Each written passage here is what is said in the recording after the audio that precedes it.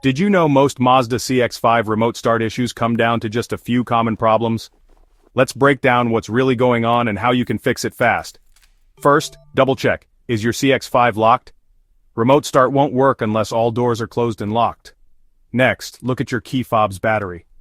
If it's weak or dead, the signal won't reach your car. Swap in a fresh battery if you're unsure. Still not working? Make sure your Mazda's gear shift is set to park and the hood is fully closed. Safety features block remote start if they're not.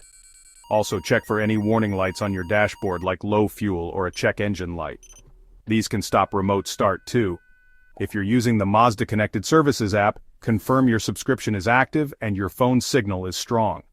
Sometimes just logging out and back in refreshes the connection. Finally, if you've tried all these steps and it's still not working, your vehicle's remote start system might need a reset or a look from a professional.